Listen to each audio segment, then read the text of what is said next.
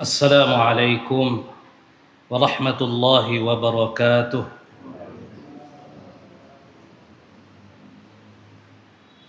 إن الحمد لله نحمده ونستعينه ونستهديه ونتوب إليه ونتوكل عليه ونعوذ بالله تعالى من شرور أنفسنا ومن سيئات أعمالنا. من يهد الله فلا مضل له ومن يضلل فلن تجد له وليا مرشدا. أشهد أن لا إله إلا الله وحده لا شريك له وأشهد أن محمدا عبده ورسوله وصفيه وخليله وآمن من خلقه وأمينه على وحيه. أرسله الله للناس بشيرا ونذيرا وداعيا إلى الله بإذنه وسراجا منيرا. قال الله تعالى في كتابه الكريم: أعوذ بالله من الشيطان الرجيم. قل لا يستوي الخبيث والطيب ولو أعجبك كثرة الخبيث فاتقوا الله يا أولي الألباب لعلكم تفلحون. أما بعد، kaum muslimin dan muslimah sedang jamaah maghrib yang mudah-mudahan Allah Subhanahu wa taala senantiasa memuliakan, merahmati, melindungi dan memberkahi kita semua. Alhamdulillah, kita kembali bersyukur kehadirat Allah tabaraka wa taala atas limpahan nikmat yang tidak mampu kita hitung jumlahnya. Yang terbesar tentunya adalah nikmatul iman, nikmat hidayah, dan juga nikmat umur yang panjang yang diberikan Allah kepada kita sampai pada malam yang mudah-mudahan diberkahi oleh Allah Subhanahu wa taala ini. Tentunya tiada yang lain yang kita harapkan dari kehadiran kita di majlis ilmu ini, dari upaya kita untuk menjawab dan mengindahkan hal-hal yang difardukan oleh Allah Jalla Jalaluh kepada kita semua, melainkan kita berharap semua yang kita persembahkan, semua yang kita tunjukkan di hadapan Allah bisa tercatat sebagai amal saleh yang memberatkan timbangan kebajikan kita nanti di hari kemudian, hingga pada akhirnya memberikan kebahagiaan dan keselamatan bagi kita semua di dunia sampai di akhirat. Ma'asyiral muslimin, sidang jamaah maghrib yang dimuliakan dan dirahmati oleh Allah Jalla Jalaluh. Ada salah satu budaya negatif yang sering kita lihat di bangsa kita ini, di Indonesia, yang terkadang diistilahkan dengan latah budaya. Ini salah satu budaya negatif yang seharusnya menjadi perhatian kita, bahwa kita melihat dan menyaksikan generasi-generasi kita, masyarakat yang mengaku muslim masih mengukur standar keteladanan dan juga mengukur baik dan buruk sesuatu berdasarkan banyaknya yang melakukan sesuatu itu. Kadangkala ini ukuran kita, sehingga ternyata kita melihat sistem suara terbanyak itu bukan hanya ketika kita memilih kepala-kepala daerah, tetapi sistem ini sudah menjalar di tubuh generasi-generasi kita dengan menggunakan sistem ini untuk standar di dalam meneladani sesuatu, standar di dalam melakukan sesuatu, bahkan standar untuk menilai baik dan tidak baiknya sesuatu itu. Sehingga kita menyaksikan sesuatu yang dinilai baik ketika followersnya banyak, ketika subscribernya banyak, ketika pengikutnya banyak yang melakukan hal yang serupa, maka sebahagian kita ikut-ikutan untuk melakukan itu. Ini menandakan bahwa kita sudah melenceng dari standar penilaian kita sebagai orang yang beriman kepada Allah Subhanahu wa Ta'ala.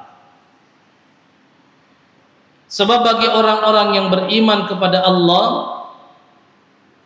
ukuran dari apa yang hendak dia lakukan, bahkan ukuran dari kebenaran dan keburukan, standarnya adalah kembali kepada Allah dan Rasulullah sallallahu alaihi wasallam. Meskipun yang melakukan hanya sedikit, ukuran kita melihat baik buruk sesuatu diukur dari bagaimana Allah mengukur baik buruk dari sesuatu itu. Ukuran kita melihat kebaikan dan keburukan diukur dari bagaimana Rasulullah mengukur kebaikan dan keburukan itu, bukan diukur dari banyaknya atau sedikitnya pengikutnya, atau banyak atau sedikitnya orang yang melakukan. Maka itu Allah Subhanahu wa Ta'ala mengingatkan dalam ayat yang tadi kita bacakan pada muqaddimah yang terletak dalam surah Al-Maidah ayat 100. Kata Allah Subhanahu wa Ta'ala, "Qul la yastawil khabithu wat thayyib walau a'jabaka kathratul khabith." Tidak pernah bisa sama kebaikan dan keburukan. Sampai kapanpun tidak akan pernah bisa sama kebaikan dan keburukan. Al-haq dan al-batil tidak pernah bisa berimbang, tidak pernah bisa sama, tidak pernah bisa jajarkan. Walau a'jabaka kathratul khabith. Meskipun kalian dibuat takjub dengan banyaknya keburukan, meskipun kalian dibuat takjub dengan jumlah keburukan yang berlimpah lebih banyak daripada kebaikan. Dari sini Allah menegaskan dan memberikan satu ukuran yang pasti bahwa kebaikan itu tetap sebagai kebaikan meskipun hanya satu orang yang melakukan. Keburukan tetap sebagai keburukan meskipun banyak dan mayoritas orang melakukan hal itu. Sehingga Allah Subhanahu wa Ta'ala mengatakan, bertakwalah kepada Allah, fattaqullah ya ulil albabi la'allakum tuflihun. Maka bertakwalah kepada Allah wahai orang-orang yang memiliki akal pikiran. Semoga Allah Subhanahu wa Ta'ala memberikan kemenangan al-falah kepada kalian semua. Ma'asyiral muslimin rahimani wa rahimakumullah. Ayat ini sesungguhnya menjawab penyakit sosial di masyarakat kita tentang latah budaya negatif yang banyak dilakukan oleh generasi-generasi kita. Bahwa sebahagian generasi kita ketika melihat ada sesuatu yang banyak dilakukan, dia berbondong-bondong melakukan itu tanpa peduli itu baik atau tidak baik. Kita menyaksikan betul bagaimana generasi kita ini begitu mudahnya mengikuti sesuatu yang tidak lagi mempertimbangkan pertimbangan agama, tidak lagi menjadikan Allah dan Rasulullah itu sebagai ukuran paling tinggi di dalam keinginan mereka untuk melakukan sesuatu dalam kehidupan dia sehari-hari. Padahal orang yang beriman berkaitan dengan hal ini menjadikan Allah dan Rasulullah mutlak sebagai ukuran satu-satunya. Tidak boleh ada ukuran yang lain. Meskipun kita punya keinginan hawa nafsu yang berbeda, tetapi hawa nafsu ini tidak boleh diturutkan. Meskipun ketika kita melihat semua orang melakukan hal yang tidak baik menurut Allah dan Rasulullah, maka kita bagi orang yang beriman tetap kembali kepada Allah dan Rasulullah. Itulah istilah jamaah yang dikatakan oleh Ibnu Mas'ud, bahwa jamaah yang dikatakan oleh Ibnu Mas'ud adalah merupakan kelompok yang berada dalam kebenaran meskipun dia sendiri. Sehingga kata jamaah yang benar dalam konsep keislaman itu bukanlah jamaah yang dimaksudkan dalam jumlah yang banyak, tetapi kata Ibnu Mas'ud, jamaah yang selamat menurut Allah adalah ketika kalian melakukan kebenaran berdasarkan apa yang diukur oleh Allah dan Rasulullah, wa in kunta wahda, meskipun kamu sendiri melakukannya. Makanya kita mengingatkan kembali salah satu ayat yang mungkin sering diingatkan kepada kita semua dari ustadz-ustadz kita, dari mubalik-mubalik kita, bagaimana Allah menetapkan satu pola penilaian paten bagi orang yang beriman ketika ingin melakukan sesuatu. Kata Allah Subhanahu wa ta'ala, wa ma kana limu'minin wala mu'minatin. Ini kita bisa lihat dalam surah Ali Imran. Maaf, surah Al-Ahzab. Wa ma kana limu'minin wala mu'minatin idza qadallahu wa rasuluhu amran ay yakuna lahumul khiyaratu min amrihim. Ini adalah ukuran paten yang diberikan Allah, yang mesti kita jadikan sebagai pola penilaian terhadap segala sesuatu yang hendak kita lakukan. Bahwa orang yang beriman ketika ingin melakukan sesuatu, dia menjadikan Allah, menjadikan Rasulullah sebagai standarisasi penilaiannya. Dia ingin melakukan sesuatu, dia lihat bagaimana Allah dan Rasulullah melihat sesuatu itu. Dia ingin melakukan sebuah amalan, dia lihat bagaimana Allah dan Rasulullah melakukan amalan itu. Dia ingin melakukan sebuah muamalah, dia lihat bagaimana Allah dan Rasulullah melakukan amaliyah itu, melihat dan menilai muamalah itu.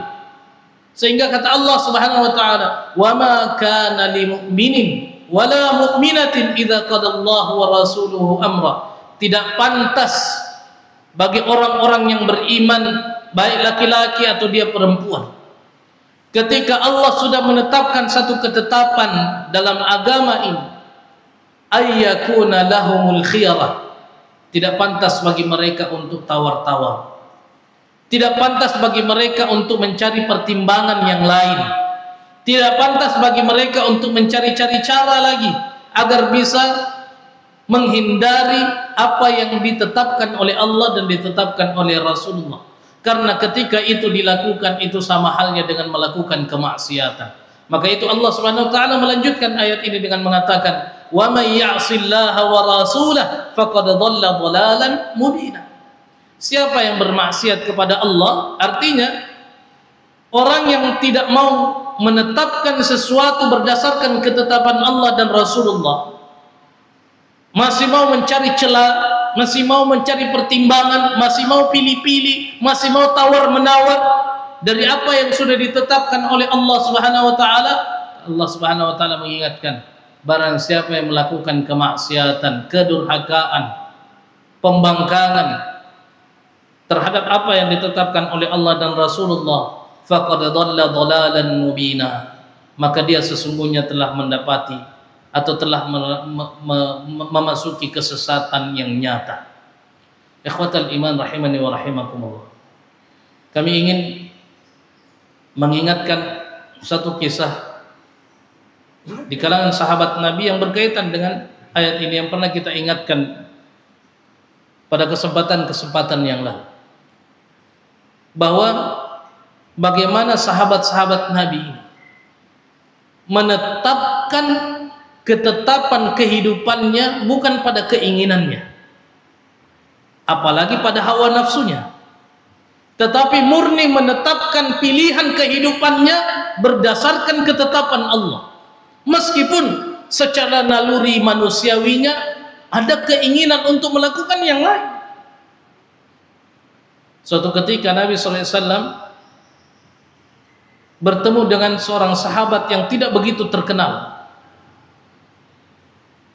namanya Julaibib, tidak begitu populer. Bahkan para sejarawan mengatakan bahwa Julaibib ini tidak dikenal oleh banyak kalangan Ansar, tidak punya kedudukan, tidak punya hal yang istimewa. Sehingga Nabi SAW ketika itu melihat Julaibib dan bertanya kepada Julaibib, "Ala tatazawwaj ya Julaibib?"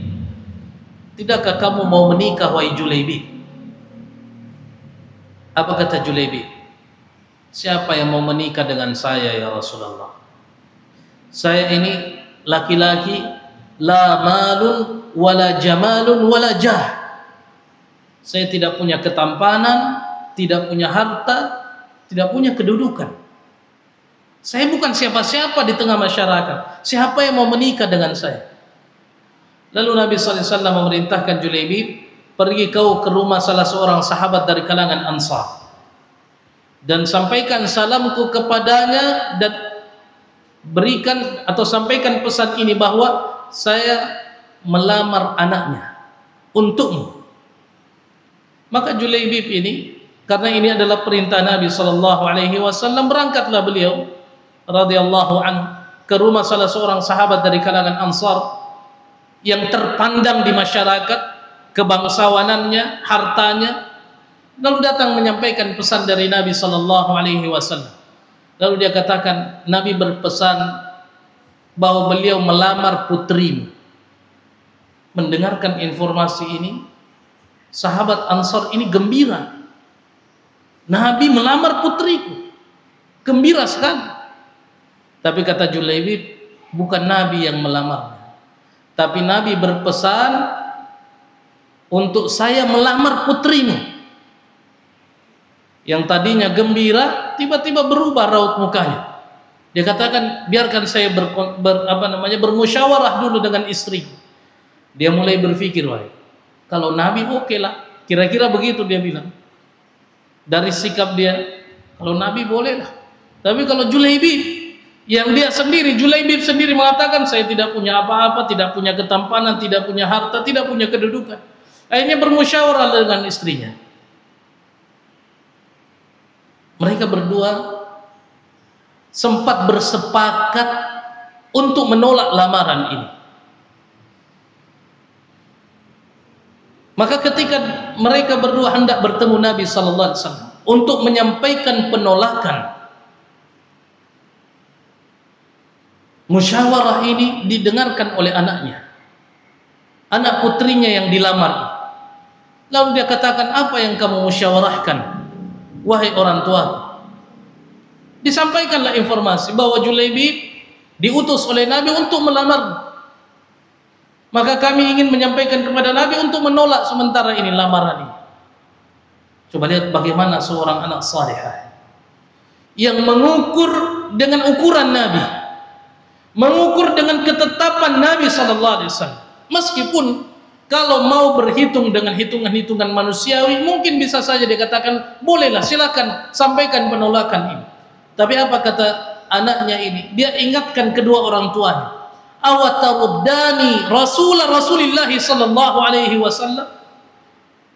Beraninya kalian berdua wahai orang tua menolak utusan Nabi sallallahu alaihi wasallam? Tidakkah kalian mengingat firman Allah Subhanahu wa taala, "Wa ma kana limu'minin wala mu'minatin idza qadallahu wa rasuluhu amra ay yakuna lahumul khiyaratu min amri." Tidakkah kamu mengingat firman Allah yang dikatakan bahwa tidak pantas bagi laki-laki mukmin, perempuan mukmin, ketika Nabi, Allah dan Rasulullah SAW menetapkan satu ketetapan untuk mereka ini pilih-pilih lagi, tawar-menawar lagi. Maka ketika mendengarkan ayat ini, orang tuanya tersadar. Maka diterimalah lamaran ini, karena ini atas ketetapan Nabi SAW. Tetapi ketika mereka berdua menikah, panggilan jihad dikumandangkan oleh Nabi SAW.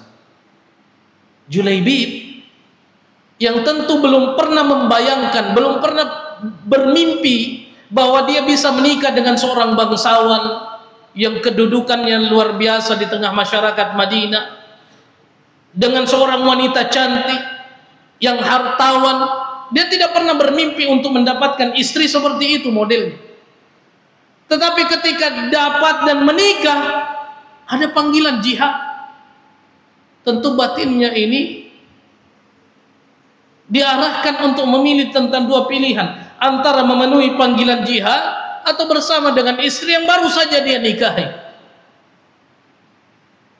Manusiawi sekali kalau bilang, ya Rasulullah, untuk kali ini saya izin dulu deh, pengantin baru, maklumilah. Tapi Julaibib kemudian menjawab seruan jihad, meninggalkan keinginan dunianya dan memenuhi panggilan jihad, berjihad bersama Nabi sallallahu alaihi wasallam. Setelah peperangan selesai, Nabi SAW mengatakan, wahai sahabat, siapa yang meninggal syahid di jalan Allah dari kalangan kita? Maka disampaikanlah nama-nama orang yang mati syahid dalam perang itu. Kata Nabi, saya mencari sahabatku. Ya Rasulullah, ini semua orang-orang yang meninggal dalam catatan kita yang mati syahid. Saya mencari sahabatku, kata Nabi. Dicari lagi, siapa yang dicari oleh Nabi? Sampai ketika beliau sudah meninggal sekalipun Julaibib tidak begitu terkenal.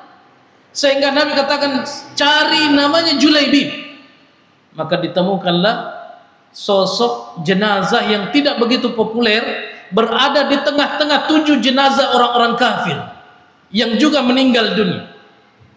Lalu Nabi SAW memeluk jenazah Julaibib ini dengan mengatakan, beliau membunuh 7 orang kafir sampai beliau terbunuh. Lalu beliau memangku jenazahnya dan mengatakan, saya adalah Julaibib dan Julaibib adalah saya. Penghargaan Nabi SAW, penghargaan Nabi SAW kepada orang yang memilih kehidupannya diatur oleh Allah dan Rasulullah SAW. Bagaimana Allah dan Rasulullah memuliakan orangnya. Ma'asyiral muslimin, sidang jamaah yang dimuliakan dan dirahmati oleh Allah Subhanahu wa taala. Ini seharusnya menjadi ukuran kita. Ayat ini harus menjadi ukuran kita untuk mengukur kebiasaan-kebiasaan yang terbangun dalam keseharian kita hari ini. Dan kita menyaksikan betul betapa hari ini banyak orang yang mengaku muslim yang tidak lagi menjadikan Allah dan Rasulullah sebagai ukurannya untuk melakukan sesuatu. Tidak menjadikan Allah dan Rasulullah sebagai standar penilaian ketika hendak melakukan sesuatu. Maka itu pada kesempatan ini kita ingin menasihatkan kepada diri kami dan juga para jamaah sekalian. Setidaknya ada 2 hal dosa yang banyak diremehkan pada hari ini, yang tidak dijadikan atau tidak menjadikan Allah dan Rasulullah sebagai standar. Dan ini yang harus kita evaluasi bersama. Ini yang harus kita evaluasi bersama. Apa hal ini yang terkadang kita remehkan dalam keseharian kita? Yang pertama adalah tasyabbuh. Tasyabbuh, menyerupai orang lain. Tasyabbuh dalam Islam yang dilarang dalam agama itu ada 2. Yang pertama tasyabbuh bil kuffar, yang kedua adalah tasyabbuh minar rijali bin nisa atau minan nisa'i bir rijal. Ada 2 ikut-ikutan yang dilarang dalam agama kita. Yang pertama mengikuti orang kafir, yang kedua laki-laki menyerupai perempuan atau perempuan menyerupai laki-laki. Dan hari ini kita menyaksikan betul hal ini sudah mulai diremehkan. Kita tidak lagi peduli tentang masalah tasyabbuh ini. Ketika kita melihat dilakukan banyak orang, kita ikut-ikutan lakukan itu tanpa peduli ini menurut Allah bagaimana, ini menurut Rasulullah bagaimana.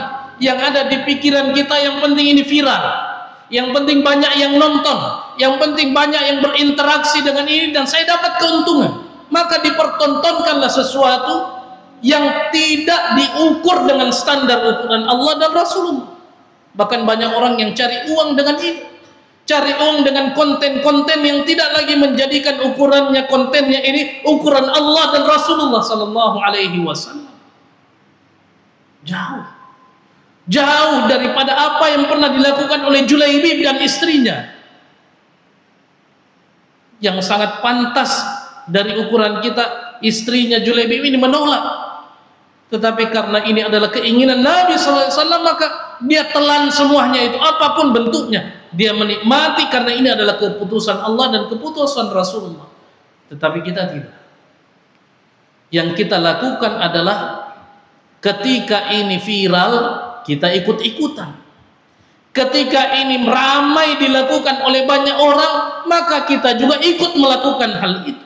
Ini yang terjadi di tengah-tengah masyarakat kita. Padahal Nabi SAW mengatakan, "Laisa minna man tashabbaha birrijali minan nisa, wala man tashabbaha bin nisa'i minar rijal." Dan juga di dalam hadis yang lain, "Wa man tashabbaha biqaumin fahuwa minhum." Orang laki-laki yang menyerupai perempuan, perempuan yang menyerupai laki-laki, atau seorang yang beriman menyerupai orang-orang kafir.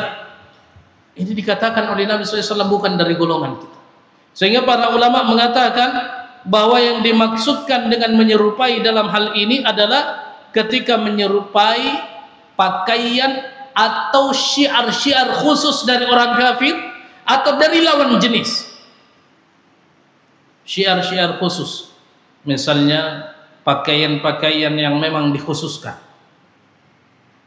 Kadangkala kita ikut-ikutan merayakan ulang tahun dengan pakai topi kerucut. Kita tidak paham sejarahnya seperti apa. Ikut-ikutan tiup lilin. Kita tidak mengerti bagaimana sejarahnya. Tetapi yang kita lihat dan kita jadikan ukuran, kan ini digunakan dan dilakukan oleh banyak orang. Inilah ukuran yang benar. Karena kita mengukur berdasarkan mayoritas. Padahal Allah SWT mengatakan, "Qul la yastawil khabith wat thayyib walau a'jabaka kathratul khabith." Meskipun kamu melihat banyak orang yang melakukannya, kalau buruk tetap buruk. Kalau dosa tetap dosa, tidak bisa berubah dosa itu menjadi pahala kebaikan hanya karena banyaknya yang melakukan. Kita lihat di media-media sosial, justru video joget-joget ini banyak dilakukan oleh wanita-wanita muslimah yang berjilbab. Subhanallah. Lalu bangga kita lakukan hal ini. Kita anggap ini sebagai sesuatu yang mengikuti tren. Lalu kita upload dan bisa ditonton oleh semua orang. Subhanallah. Coba bayangkan ketika muslimah itu meninggal dunia dan videonya masih saja beredar terus dan dinikmati oleh laki-laki yang bukan mahramnya, mengalir. Kita khawatirkan mengalir dosa padahal kita sudah meninggal dunia. Na'udzubillah. Lihat bagaimana orang mengikuti tren, tidak lagi menjadikan Allah dan Rasulullah ini sebagai ukurannya. Dan ini terjadi. Ini terjadi di tengah-tengah masyarakat kita. Tarian-tariannya, nyanyian-nyanyiannya, pakaian-pakaiannya yang sudah tidak lagi memperdulikan bagaimana Allah dan bagaimana Rasulullah SAW menjadikan itu sebagai suatu ukuran. Hal yang lain, kata para ulama, bahwa ada pakaian atau syiar yang tidak dikhususkan baik kepada orang kafir, tidak dikhususkan juga bagi lawan jenis, namun pakaian dan syiar itu adalah pakaian dan syiar yang bernuansa dosa. Itu juga bahagian dari mengikut-ikuti orang-orang yang dilarang dalam agama. Misalnya tidak menutup aurat, atau perbuatan dan kebiasaan yang nuansanya adalah nuansa dosa atau bernuansa khususiyah terhadap orang-orang yang dilarang diikuti oleh Nabi sallallahu alaihi wasallam. Ini jelas masuk dalam kategori orang-orang yang dikatakan oleh Nabi yang mengikuti bukan bahagian dari kami. Ini salah satu dosa yang diremehkan banyak orang. karena dianggap ukurannya adalah banyaknya, bukan Allah dan Rasul. Yang kedua, merubah ciptaan Allah. Merubah ciptaan Allah karena keinginan untuk tampil berbeda, keinginan untuk tampil lebih menarik, keinginan untuk tampil lebih cantik, keinginan untuk tampil lebih daripada sebelumnya, sehingga keinginan ini tidak lagi dipandu dengan ukuran agama, sehingga yang ada di benaknya yang penting saya mampu dari segi ekonomi, dan saya mau, dan fisik saya mampu, maka saya akan rubah apa yang ada dalam diri saya agar terlihat lebih cantik. Ukuran agama itu belakangan, itu urusannya ustadz. Yang penting saya mampu, uang yang saya pakai uang sendiri. Ini terjadi di tengah-tengah masyarakat kita sampai hari ini. Padahal ini diperingatkan oleh Allah Subhanahu wa taala. Allah Subhanahu wa taala mengatakan di dalam surah An-Nisa, kata Allah Subhanahu wa taala, "Wala udhillannahum wala umanniyannahum wala amrannahum fala yubattikunna adhanal an'am wala amrannahum fala yughayyirunna khalqallah." Ini kerja-kerjanya syaitan. Kerja-kerjanya syaitan. Kata Allah Subhanahu wa taala membandingkan apa yang dikatakan oleh syaitan laknatullahi alaih. Mereka mengatakan, dan aku benar-benar akan menyesatkan mereka, dan aku benar-benar akan membangkitkan angan-angan kosong di tengah-tengah mereka, dan aku akan memerintahkan mereka untuk memotong telinga-telinga binatang ternak, lalu mereka benar-benar memotongnya, dan aku akan memerintahkan mereka untuk mengubah ciptaan Allah Subhanahu wa taala, dan mereka jelas-jelas melakukan itu. Para ulama menjelaskan bahwa memang betul tidak semua perubahan ciptaan Allah dalam diri kita ini dilarang dalam agama. Sebahagian ulama mengatakan ada 4 hal yang dibolehkan dalam merubah ciptaan Allah dalam diri kita. Yang pertama, dibolehkan secara jelas dalam syariat Islam dengan dalil-dalil yang jelas seperti khitan, sunat, atau anting, menggunakan anting bagi perempuan. Dalam sebuah riwayat yang diriwayatkan oleh Imam Al-Bukhari, bahwa suatu waktu Nabi SAW mendatangi para wanita bersama Bilal bin Rabah dan memerintahkan para wanita untuk bersedekah. Lalu kata Nabi SAW di dalam hadis ini, faja'alatil mar'atu tulqi qurtaha, dan pada waktu itu wanita-wanita yang diperintahkan bersedekah membuka anting-anting mereka untuk disedekahkan. Ulama mengatakan ini menunjukkan anting ini bahagian dari hiasan yang diperbolehkan karena jelas ada syariatnya, jelas ada nasnya, ada dalilnya. Ini yang diperbolehkan. Yang kedua, yang diperbolehkan dalam rangka merubah ciptaan Allah Subhanahu wa taala dalam diri kita adalah ketika merubah dalam rangka menutupi aib dan kekurangan yang mungkin membuat kita malu dalam tampilan itu. Yang ketiga, ketika merubah itu bertujuan untuk memfungsikan kembali anggota-anggota tubuh yang sebelumnya berfungsi normal lalu tidak berfungsi karena satu dan lain hal, seperti misalnya menggunakan gigi palsu, menggunakan kaki palsu, menggunakan tangan palsu. Ini diperbolehkan dalam agama. Karena salah seorang sahabat Nabi SAW pernah merubah hidungnya yang pernah ikut berperang dan terkena pedang, lalu dirubah dengan perak, dirubah dengan besi atau perak dalam sebuah riwayat katakan. Dan itu dibolehkan oleh Nabi SAW. Atau ketika meratakan gigi yang memang berantakan dan untuk mengembalikan pada kondisi normal. Tetapi selain dari itu, ulama mayoritasnya menganggap itu bahagian dari merubah ciptaan Allah Subhanahu wa taala.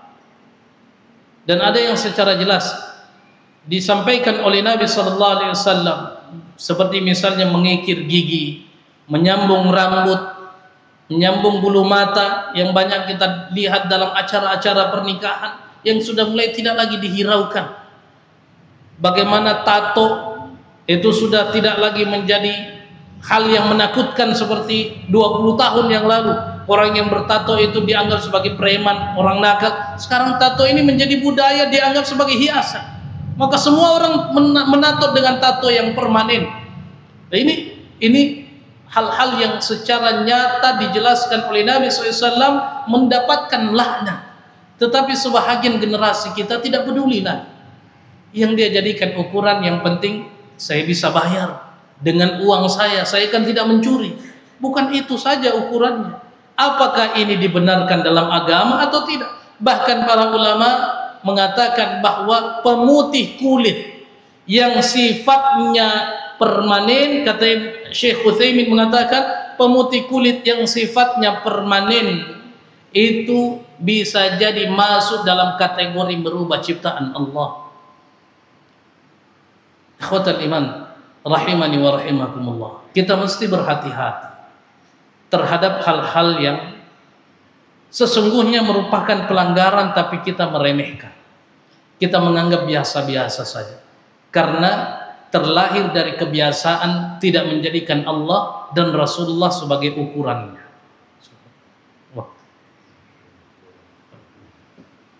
Ikhwatal iman rahimani wa rahimakumullah. Saya kira ini dua hal yang perlu kita sosialisasikan dengan baik. Bagaimana menjadikan Allah dan Rasulullah sebagai ukuran, menjadikan Al-Quran dan Sunnah sebagai rujukan, agar kita bisa mencoba untuk berbenah di tengah-tengah masyarakat yang latah terhadap budaya-budaya negatif. Mudah-mudahan Allah Subhanahu wa taala senantiasa membimbing kita semua di jalan-jalan kebaikan. Ja'alani Allah wa iyyakum minal 'amilin wal faizin. وأدخلني وإياكم بالجنة والنعيم المقيم. أقول ما تسمعون والحمد لله رب العالمين. هدانا الله وإياكم أجمعين. السلام عليكم ورحمة الله وبركاته.